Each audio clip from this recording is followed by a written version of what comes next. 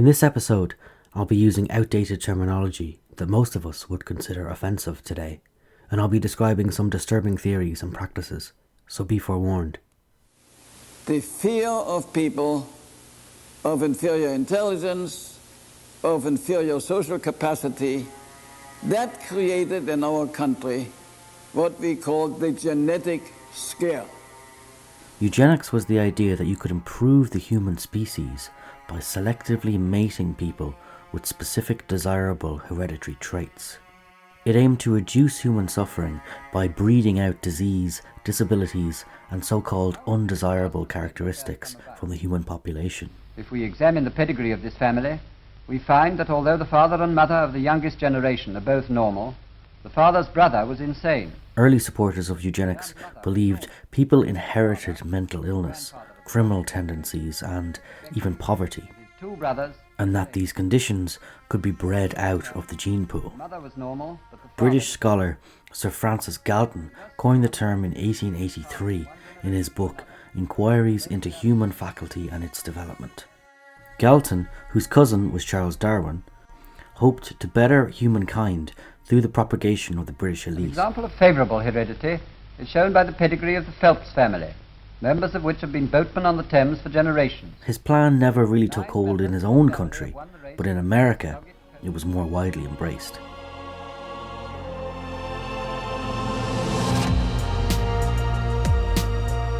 Hi, I'm John Roach.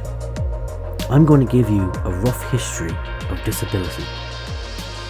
Attitudes to disability today are very much products of its history.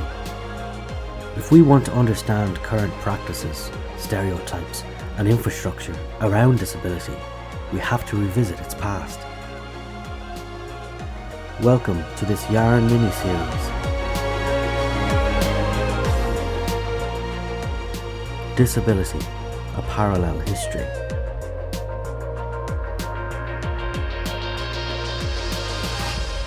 Episode 3, Darkest Before the Dawn. Eugenics made its first official appearance in American history through marriage laws.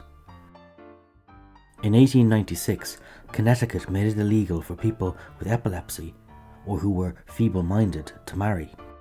In 1903, the American Breeders' Association was created to study eugenics, and national conferences on eugenics were held in 1914, 1915 and 1928. It's hard to imagine how effective this was, but this idea was spread through the world at an alarming rate. Here's Professor Bob Jackson again. We had in all Western societies these eugenic societies going up for the science of better breeding, and they would have best bred baby competitions where parents would bring their babies up to show that my baby is a very well bred baby, and they would win a prize if their baby was determined to be the best bred baby. As the concept of eugenics took hold, famous personalities, scientists and leaders championed the cause. Kellogg's, good morning, the best to you each. John Harvey Kellogg of Kellogg cereal fame, the cornflakes guy, was a big proponent of eugenics. He organised the Race Betterment Foundation in 1911 and established a pedigree register. Such stories as H.G. Wells' War of the Worlds have challenged mankind. So today, man is... H.G. Wells, the science fiction writer, stated that he worried defectives would outbreed the rest. Is this the human race of the future? Or is this the Morlocks, fiendish creatures who live in a weird underground world? Some of Wells's science fiction works reflect his thoughts about the degeneration of humanity. Maintain like cattle. In 1904, he discussed a paper by Francis Galton, saying, "It is in the sterilization of failure that the possibility of an improvement of the human stock lies." Alexander Graham Bell, inventor of the telephone. I told you he'd be back. Bell's second chief interest, besides oralism, as we discovered in the previous episode, was the study of hereditary and animal breeding. He became an early supporter of the eugenics movement to improve human breeding. He thought that deafness was hereditary, even though his wife and his mother both developed hearing impairments after illnesses. He warned that boarding schools for the deaf could become breeding centres for deafness. In 1884, Bell published a paper called Upon the Formation of a Deaf Variety of the Human Race, in which he warns of a great calamity facing the nation. Deaf people are forming clubs, socialising with one another, and consequently marrying other deaf people. The creation of a deaf race that yearly would grow larger and more insular is underway. Some eugenists called for legislation outlawing intermarriage by deaf people, but Bell rejected such a ban as impractical. Instead, he proposed the following steps. 1. Determine the causes that promote intermarriages among the deaf and dumb, and 2. Remove them. His views on immigration, deaf education, and eugenics overlapped and intertwined. He wanted to stop the immigration into the United States of what he termed undesirable ethnical elements, calling for legislation to prevent their entry in order to encourage the evolution of a higher and nobler type of man in America. And who do you think said this? The unnatural and increasingly rapid growth of the feeble-minded and insane classes constitutes a national and race danger. I feel that the source from which the stream of madness is fed should be cut off and sealed up before another year has passed. I have to leave that bit out. Winston Churchill said that in 1910. There is no place in heaven for you. While we're on Churchill, let's jump over to the UK for a minute. In 1913, the passing of the Mental Incapacity Act led to around 40,000 men and women being locked away, having been deemed feeble-minded or morally defective. In the 1920s, teeth and tonsils were often extracted from people with mental health problems in Britain because it was thought these parts of the body might harbour infections, which could generate mental impairments. Some British psychiatric patients were even given malaria to see if it would cure their mental illness. Rural colonies were also established for the so-called mentally deficient. The colonies were self-contained small worlds in which disabled people were isolated from the outside world. In a typical colony, 900 to 1,500 people lived in detached so-called villas, with up to 60 people in each. It was thought essential to separate the sexes, so a central administrative block always formed a barrier between the male and female villas. In all of them, patients slept in multiple rows in large dormitories. There were special villas for difficult cases and for the lowest grade idiots. There's that word again. These villas were as far away as possible from the entrances to the hospital to avoid offending visitors. The idiots didn't work, they stayed in their villas, but as these had verandas, they could be out in the fresh air, even in bad weather. These colonies, like the old asylums, became dumping grounds for any kind of people who had fallen on hardship, and not even mentally ill. This is John. He was sent to a colony in 1920. I was moved to Stoke Park. I didn't know where it was going. Stoke Park Colony for Mental Defectives was 100 miles away near Bristol. John was not mentally ill. He'd lost his family. He was 12. Oh, a great big dormitory it was. Said, "That'll be your bed." And there was a big hole in the bloody blankets. Oh, I said, "I want a better blanket than that." I was only 12. I said, "OK, I'll make the best of it."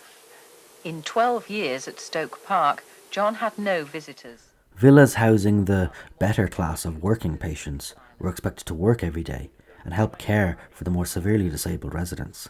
Now, some of them were deaf and dumb, some were blind, some some couldn't feed themselves, some couldn't bathe themselves. You had to wipe them down, or get somebody to do it. Staff wouldn't do it, they were too damn lazy, staff. From the outside, with their separate villas and main building blocks, it might have looked like the growing number of holiday camps that were becoming popular at the time. Holiday camps were a popular choice for a family holiday. But this was far from the community living that the colony administrators had promised. For a week they had their own chalet in the model village. At the same time in America, separate facilities were being built across the country solely to protect society from feeble-minded women of childbearing age. One evil girl may corrupt a whole village. That's the most dangerous person in society. At this time, Hollywood was entering its golden age, so eugenics went to the movies too. 2 feature films produced during this era illustrate the cruelty at the heart of the genetic scare, but they also give us a sense of what the general view of eugenics was at the time. Both films I'll mention are meant to be moral tales for couples hoping to start a family. The first is a silent film produced in 1917 called The Black Stork. In the lead role, a physician, his profession in real life as well, Dr. Harry Hazelden, and a deformed baby. The film is based on an actual eugenic infanticide of the child John Bollinger by Dr. Hazelden in 1917. The doctor convinced the child's parents that their deformed baby would have grown up to be a miserable outcast and that death was the child's best option, as well as in the best interest of society. A coroner's jury determined that the child was brain damaged and therefore defective. Dr. Hazelden was ultimately acquitted by the jury for allowing John Bollinger to die. The doctor was an outspoken supporter of the eugenics movement prior to this case, and after the publicity made him famous, he brought eugenics to movie audiences. The climactic scene.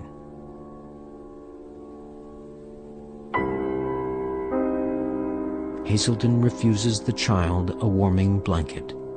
He looks at the nurse beside him, and the title card reads, "There are times when saving a life is a greater crime than taking one." The closing title card of the film lays out its message clearly. For the salvation of our race and the health and happiness of every individual, we must stop, at its source, the pollution of the bloodstream of the nation by passing sane eugenics laws that would prevent marriage among the unfit. The film was re-released in 1927 under the title Are You Fit to Marry? Several states issued laws preventing marriage among the unfit in an attempt to stop these people from procreating. 33 states would go even further by allowing involuntary sterilization in whomever lawmakers deemed unworthy to procreate. From 1909 to 1979, around 20,000 sterilizations occurred in the state of California, under the guise of protecting society from the offspring of people with mental illness. In 1927, the US Supreme Court ruled that forced sterilization of the handicapped does not violate the US Constitution.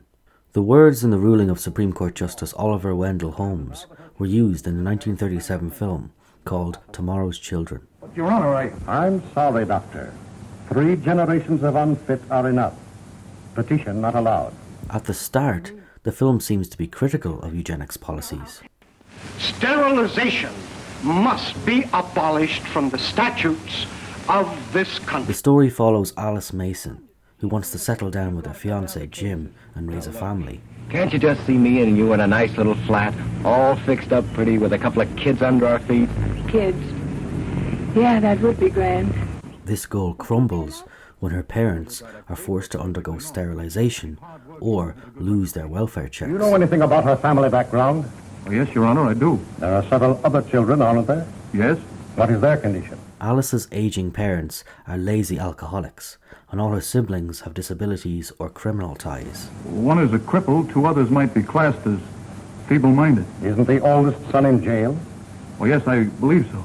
And knowing all that, you still contend that this girl should be allowed to bring more people like that into the world? She is told that she too must be sterilized, as her family's corrupt bloodline must end. Alice's parents grudgingly accept the court order so they can keep their welfare. Alice and her fiancé make an emotional case against her sterilization. She's not like the rest of the family. She's a good girl, Judge. I'm sorry, young man. man. No, wait, please. Please listen to me. Don't you understand what you're doing? Look at me. Can't you see that I'm well and strong?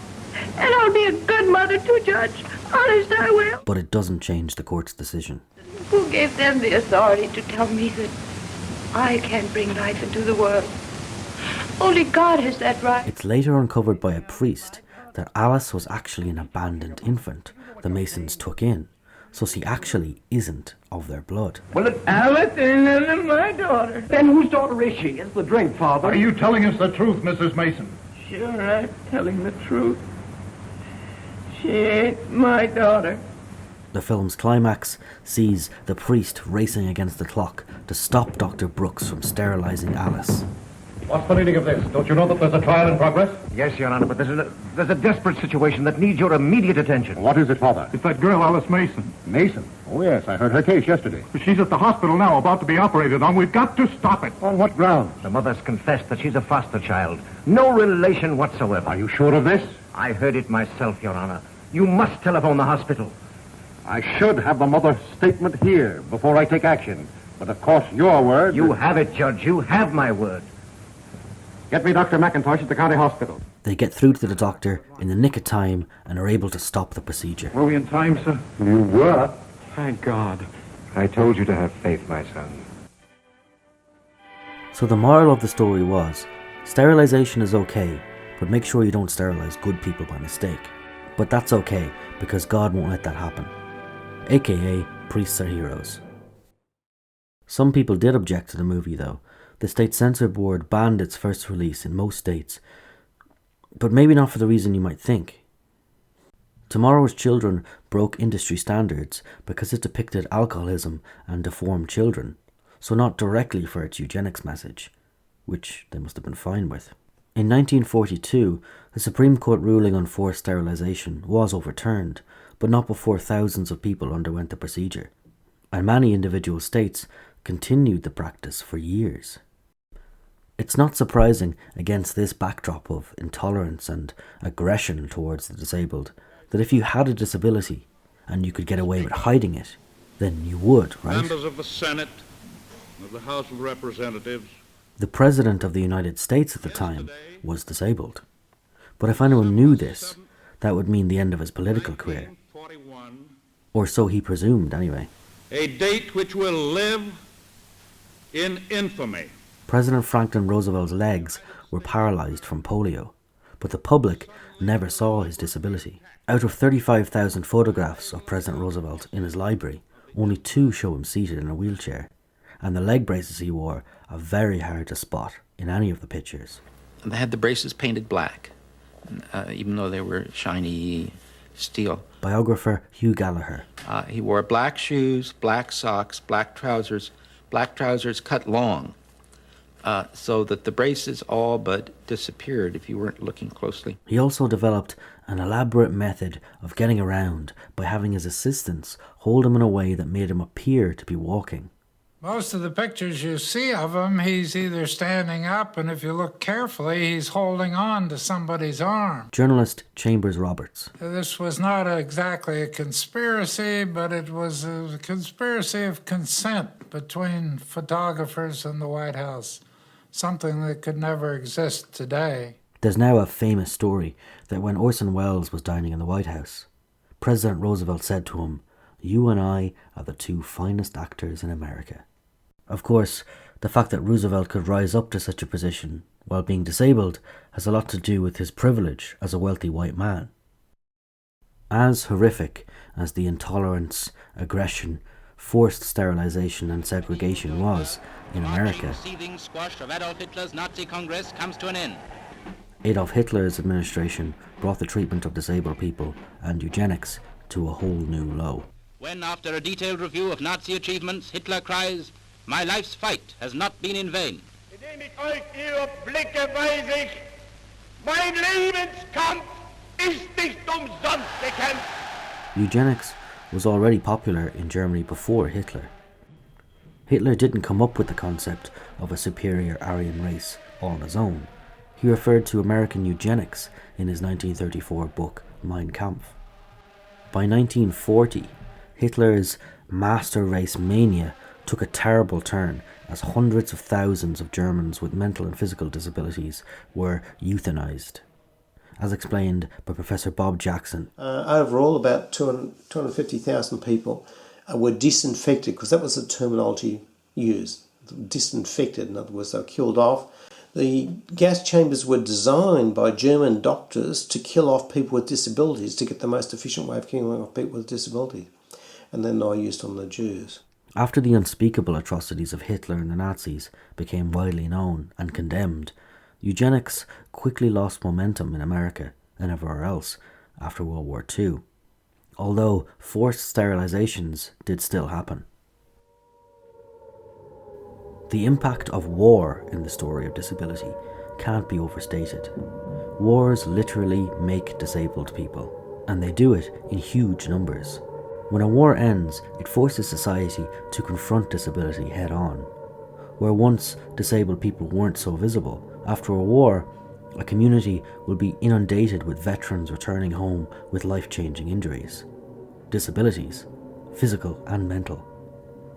An estimated 20 million people became disabled by the end of World War I. In the UK alone, around 2 million came home with some level of disability. Over 40,000 were amputees. Some had facial disfigurement or had been blinded.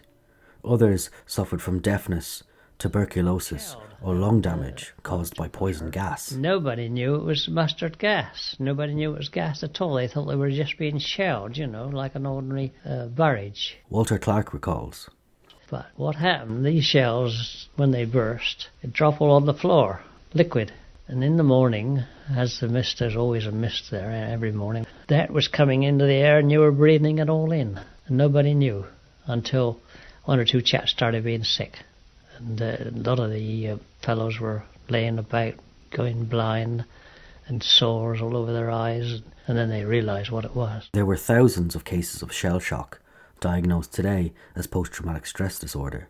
What happened was everybody had shell shock who went through that sort of thing, but it manifested itself in different ways. This is Bertram Stewart. One of my friends who went out there, when he came back after the war, he was accustomed to shut himself up in his home or in his garden, and he wouldn't come out at all, and nobody could get him to. He finished up in a lunatic asylum. The return of disabled people to the UK after the First World War caused some attitudes to change. These people were heroes who had sacrificed their bodies for the nation, so they had to be cared for. There were major advances in plastic surgery and prosthetics. Ex-servicemen with physical and mental damage were treated with new exercise and fitness approaches.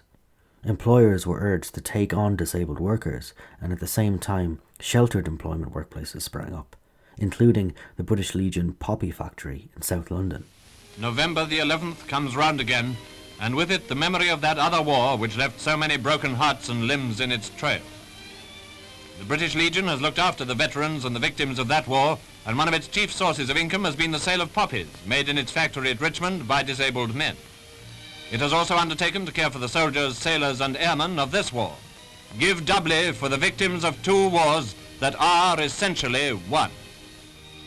After World War II, in England, public concern once again shifted to the 300,000 ex-servicemen and women, and this time civilians, who had been left disabled by the war. Changes in the treatment of disabled people, spurred on by a patriotic sympathy for disabled servicemen and women, also greatly benefited disabled civilians. The 1944 Disability Employment Act promised sheltered employment, reserved occupations, and employment quotas for disabled people. On July 5th, the new National Health Service starts, providing hospital and specialist services. Have you chosen your family doctor?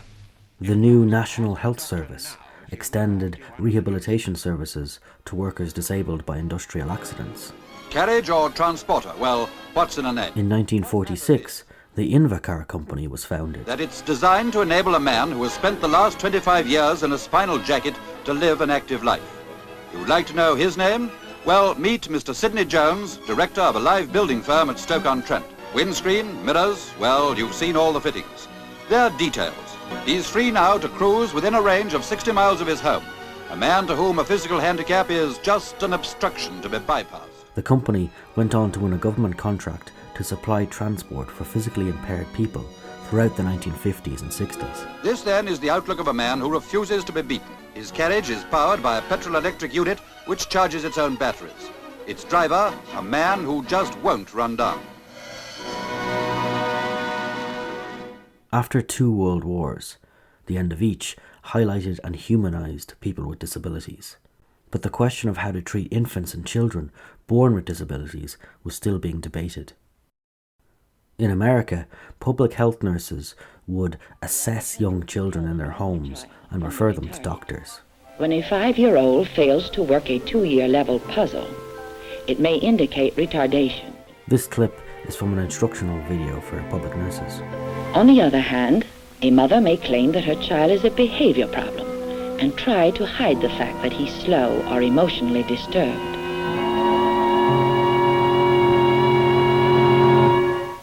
In either case, as in all such situations, your first step is to call the case to medical attention. This case finding is one of a nurse's biggest jobs where mental retardation is concerned. Doctors continue to urge parents to place their children in institutions regardless of the conditions. Institutions began admitting younger children with more severe disabilities. During the post-war baby boom in America, having a handicapped child was seen as a burden to the family. Facing the painful choice between financial hardship and social isolation. Eunice Kennedy Shriver. Or banishing a child to the back wards of an institution. Rid yourself, parents were told, of the terrible burden and the heartache. More and more children were institutionalized, and not just children from poor families. Frustrated and angry over poor living conditions and a lack of community services, parents began to organize and demand better services for their sons and daughters. These organized groups started off small, meeting in neighbors' living rooms. Like millions of other unfortunate Americans, I am the parent of a mentally retarded child. This is a promotional video for NARC, the National Association of Retarded Children. In this county, we have no special classes, no nursery schools, no community or child guidance centers to give our children what parents of every normal child take for granted. They later changed their name to ARC for some reason. If you have such a child yourself or are interested in this problem, you're welcome to attend a meeting at 8 o'clock Thursday evening at the home of Mrs. John Wheeler. The efforts of a few groups of parents scattered across the United States led to a strong national movement of parents who declared that the retarded can be helped. The parents' movement had begun. To speed up that day when all of God's children, black men and... In the 1960s, a parallel struggle, the civil rights movement, also inspired disabled groups to take direct action against discrimination, poor access and inequality. Free at last, free at last. Thank God Almighty, we are free at last. After years of treating people with disabilities with guilt and shame, people began to speak about their family members with disabilities. President Kennedy's sister, Rosemary, had a mental disability. Rosemary lived with her family until she was in her 20s and enjoyed the same lifestyle as her brothers and sister. Like most families during this time, the Kennedys did not openly discuss having a sibling with a mental disability. But by 1962, however, this changed. The parents' movement had effectively brought disabilities out into the open. Eunice Kennedy Shriver wrote an article about her sister Rosemary and the adjustments that the family had made. The article appeared in the Saturday Evening Post and was read by millions of people. This might have also prompted Eunice and Rosemary's brother, President Kennedy, to speak up about mental disability in public. You know, today in the United States that 3% of the children grow up mentally retarded. Do you imagine that 2% of our children live in mental retardation who could be saved if we had the program and the recognition of the need? And those of us who have seen children live in the shadow know that a country as rich as ours can't possibly justify this neglect. President Kennedy went on to roll out several actions that benefited disabled people. I have today announced my intention to appoint a panel of outstanding scientists, doctors and others. By others, I think he means parents. To prescribe a program of action in the field of mental retardation. Eunice went on to found the Special Olympics, an international sporting event, primarily for people with intellectual disability. In ancient Rome, the gladiators went into the arena with these words on their lips: "Let me win, but if I cannot win, let me be brave in the attempt." Eunice wanted to show what people who are often written off can do instead of focusing on what they can't do. Today, all of you young athletes are in the arena. Here she is opening the first Special Olympic Games in 1968. Many of you will win. But even more important, I know you will be brave and bring credit to your parents and to your country. Let us begin the Olympics. Thank you. The first time the Special Olympics was held outside America was in 2003, when it was held in my home country, Ireland. Good evening. After years of preparation, the opening ceremony for the 2003 Special Olympics began this evening in Croke Park. Tens of thousands of spectators crowded into the stadium to watch the event, which is also being shown live around the world. I was in secondary school at the time. I distinctly remember watching the glitzy, star-studded opening ceremony that included Muhammad Ali, Arnold Schwarzenegger, Bono and Nelson Mandela. I regard myself immensely privileged to be at this occasion tonight. The Special Olympics give telling testimony to the indestructibility of the human spirit. But in my opinion, the most significant aspect of the event was the host town programme. The 7,000 athletes, 2,000 coaches and staff from 158 countries were put up in accommodation spreading across the whole of the island of Ireland. Each country's team was hosted by a town or village. 170 cities, towns and villages participated. The largest travelling delegation, the US, stayed in Belfast. Portugal went to the Aran Islands. Tajikistan took up residence in the village of Abbey Feel. Turkmenistan stayed in the village of Bruff. Palace Green, a tiny village in Limerick with a population of 500, hosted Kyrgyzstan. And my hometown, Kilkenny, hosted the German delegation. I remember a large group of us went down to the town centre for the team's welcoming ceremony. Events like this, some larger, some smaller, were repeated all over the country in host towns. Most of the delegations stayed in hotels, but in smaller villages delegations were put up in B&Bs or taken in by local families in their own homes. So the Special Olympics got to touch way more Irish people, and they felt way more involved and invested in the event than if the athletes all stayed in a centralised location. It reminds me a bit of the spirit of Gael, the birthplace of community care. During the Special Olympics in Ireland, people with disabilities were integrated into the communities. It's the total antithesis of how people with disabilities were treated for years, shipped off, segregated and isolated far from the rest of the community. Unfortunately, in the 1960s, that was still the case, especially in America with its massive institutions.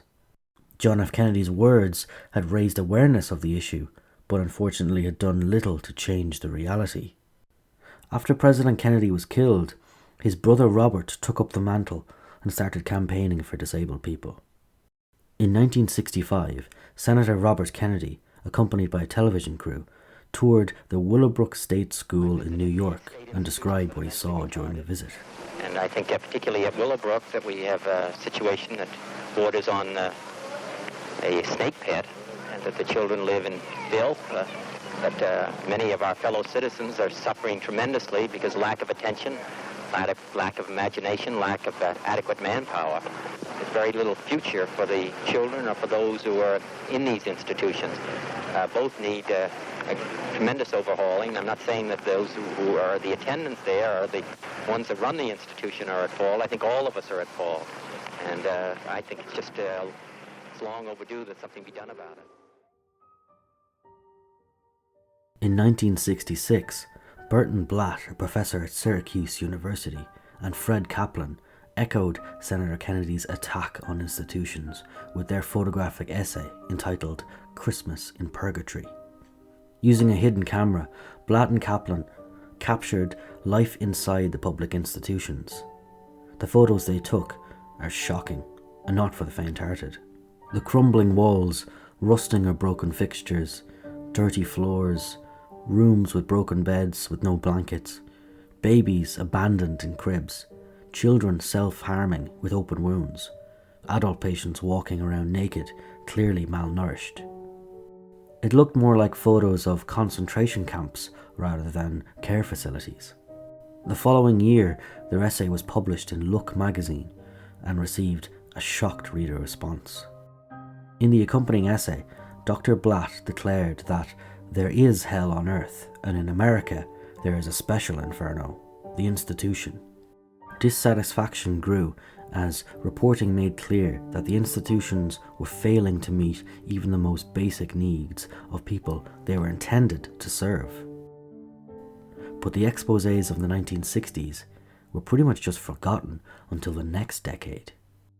In 1972, ABC News visited the Willowbrook State School on Staten Island in New York, the same facility visited by Robert Kennedy in 1965. It's been more than 6 years since Robert Kennedy walked out of one of the wards here at Willowbrook and told newsmen of the horror he'd seen inside.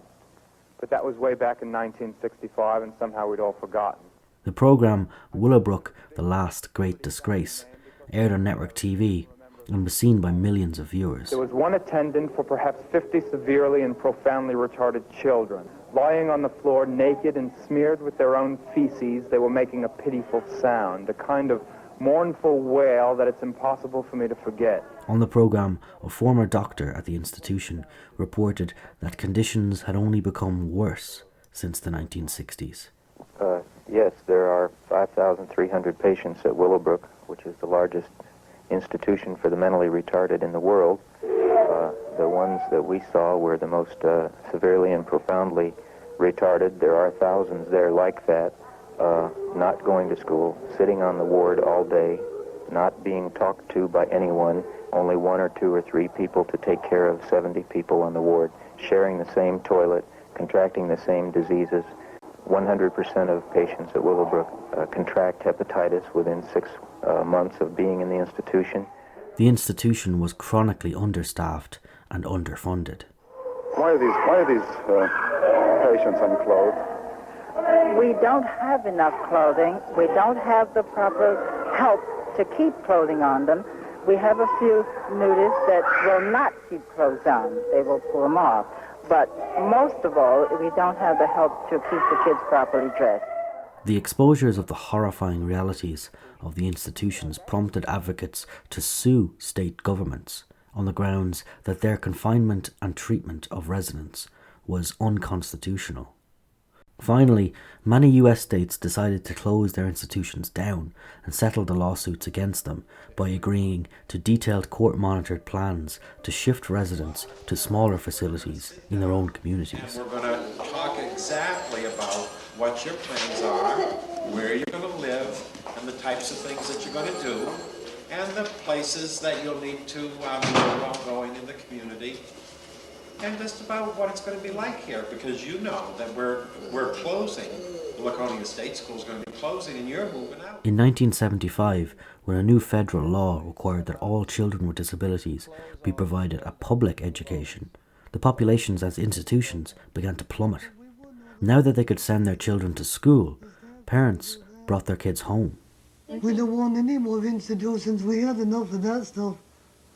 If the state wants to give people with disabilities their freedom, then at the same time, it has to provide opportunities. And I know the challenges that face a person with a disability are great.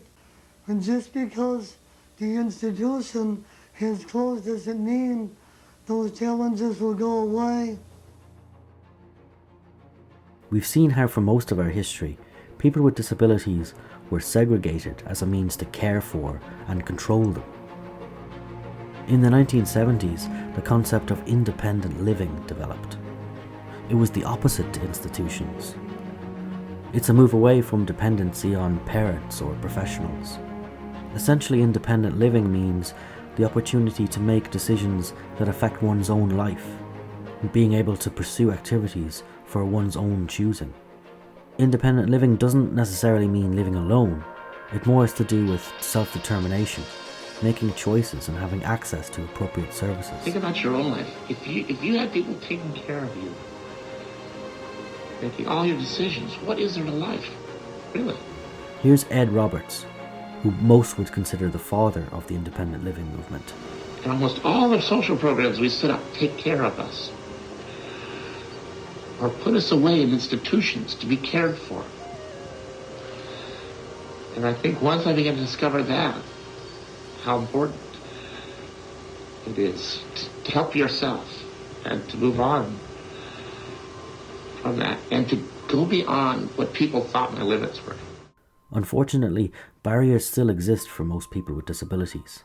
Barriers to employment, public transportation, social and recreational activities, and many other aspects of everyday life. Some barriers are obvious, like an unramped entrance to a building, the lack of interpreters or captions for a person with hearing loss, or the lack of brailled or recorded copies of printed materials for people who are blind. Other barriers are less obvious, but frequently more damaging. Stereotypes play a big part in hindering people with disabilities. Stereotypes that depict people with disabilities as objects of pity or scorn result in low expectations of what people with disabilities can achieve. For many people with disabilities, the message was to overcome rather than accept a disability. The model of heroic adjustment, triumph over adversity. I mean, we all love those Disney-style stories. So people with disabilities had the option of being pitied, or the other extreme, of being heroes who overcame their disability entirely or achieved something in spite of their disability. Take President Roosevelt, for example. It was only after he died that the general population learned of his disability. Since then, he's often cited as someone who overcame his disability to achieve great things. But it seems like the biggest obstacle he had to overcome was the public's perception of his disability, not the disability itself. And by hiding his disability, he was only perpetuating the stereotype that people with disabilities are weak. The point is, attitudes don't change overnight. It takes time. Now, the key issue here is that this is deeply embedded. But here's a final warning from Professor Robert Jackson. This is an amazing change. If you think about the last 70 years, to go from massive killing to children sharing classrooms, that's a massive change. But we've got to compare that to thousands and thousands of years of segregation and killing to sort of say this is probably very tentative and can be very easily lost. It also helps to explain why so many things are so hard. Why is it so hard to just get your child in a regular school? Why is it so hard to get a reasonable bit of service or a bit of help when you've got a child with a disability? Much of this is deeply unconscious and really built into the whole society. To finish where we started, with the Paralympics, the Paralympic Games in London in 2012 was a huge leap forward for how people with disabilities were perceived by the general public. London 2012 had a cumulative audience of 38 billion and was broadcast to 115 countries and territories. The Paralympic Games has set new records every day. Sporting records, records for crowds, for television audiences, for unbridled spirit. In this country, we will never think of sport the same way, and we will never think of disability the same way. Channel 4, the official British broadcaster, dedicated more airtime to the games than any other broadcaster. And they also made space for new TV presenters and commentators with disabilities, a lot of which stayed on television long after the games ended. That was all great stuff.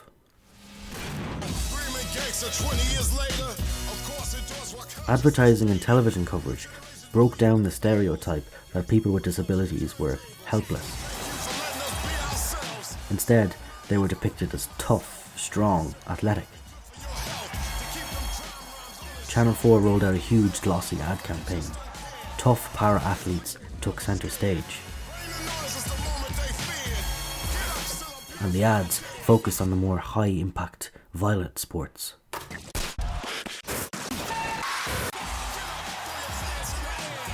The tagline announced, "Meet the Superhumans." My only question about this is, why are they superhuman? Is it because they're elite athletes, so all athletes are superhuman?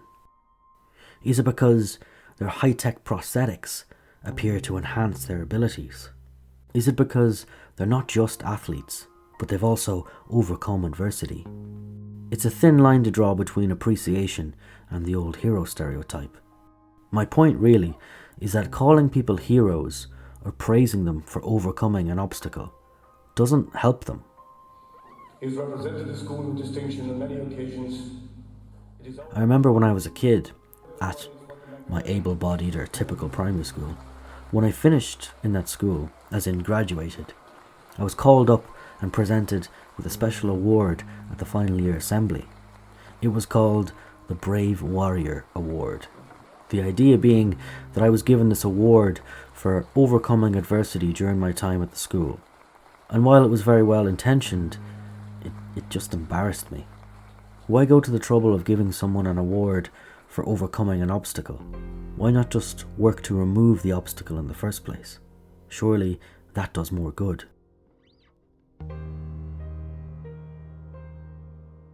Anyway, we finally arrived at the present from our trip through the history of disability.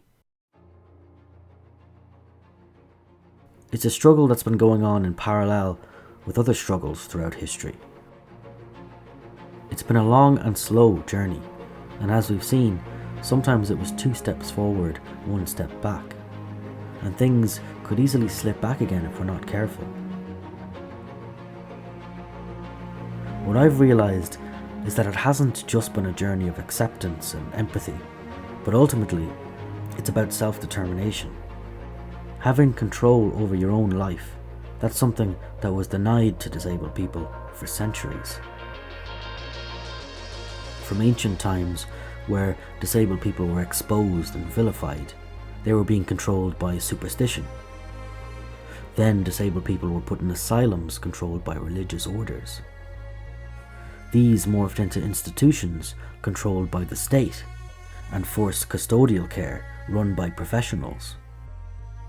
Finally, parents had enough and spoke up for their children, demanding they be allowed to join the rest of the community again. And now, disabled people are speaking for themselves.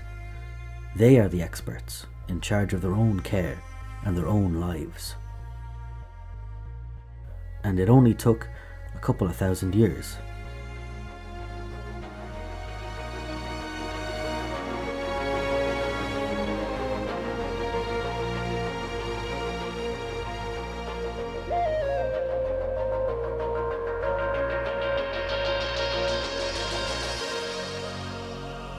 This has been a story for yarnpodcast.com. Written and ranted by John Roach. Research for this episode came from so many different sources, too many to mention here, so I'll put links to them all in the episode description.